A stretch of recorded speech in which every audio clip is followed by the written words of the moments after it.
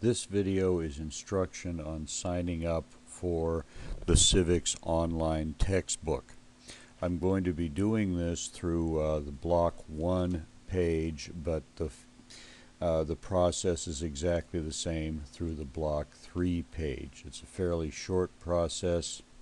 This is how it goes. You're going to start on the Fusion page. You need to get to your class. So we'll go over here to Class Pages and click on that. And that will bring us a drop down that will show all of the teams here. You'll go to Team Madison, and then you're going to scroll down to Social Studies Florer. You click the plus there, which will show the two block numbers. So if you're block 1, you'll click on P1. If you're block 2, you'll click on P3. So let's open P1 for example. And you will notice that there is a folder, Sign Up for Technology Services. You'll want to click on that. Right now there's only one document in it, and that is Access Pearson Block 1 PDF. If you're going on to Block 3, it'll say Access Pearson Block 3 PDF. So you click on that, and notice that there is an access code here. It's different for Block 1 than Block 3, so it's important that you use the correct code. What you want to do is to highlight this code. You can hold down the left side of a mouse and drag the cursor across, and then right click on it and left click on copy. Once you've done that, you want to go back to the Fusion page.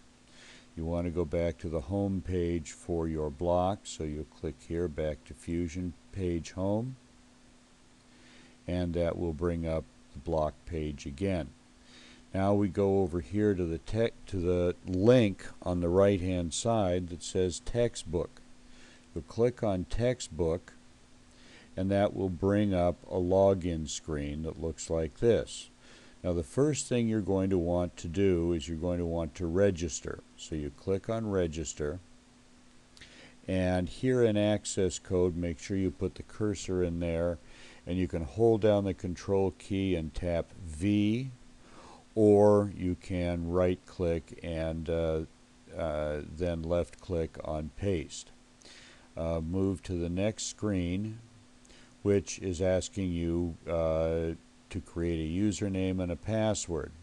So we're going to create a password using a last name and a first name. You're going to want to begin your username with your last name. So if you are James Wright, we'll start with the last name, W-R-I-G-H-T, and then use at least 2 letters of your last name. In this case, we'll type in the whole, or the 2 letters of your first name, type in the whole first name. Then choose a password. It needs to be at least 6 characters long and contain 1 letter and 1 number. So choose one that you can remember easily, or one that you will write down so you don't forget it. And you can put in a hint if you wish here, and then click on register. So now we come back to the sign-in screen. So then enter your username, which was Wright James,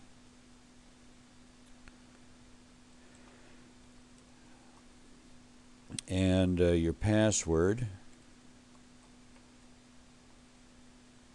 and click login. And this will take you to the class page. You'll notice you have access to 2 textbooks. One is a literature book for American literature. We may address some things in there sometime, but right now we're simply going to concentrate on the civics and economics text. So you'll click on the link to the text, and it'll bring up a screen that will start with the cover of the textbook.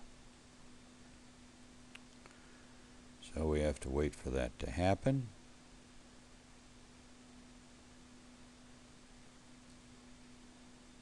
And here it is.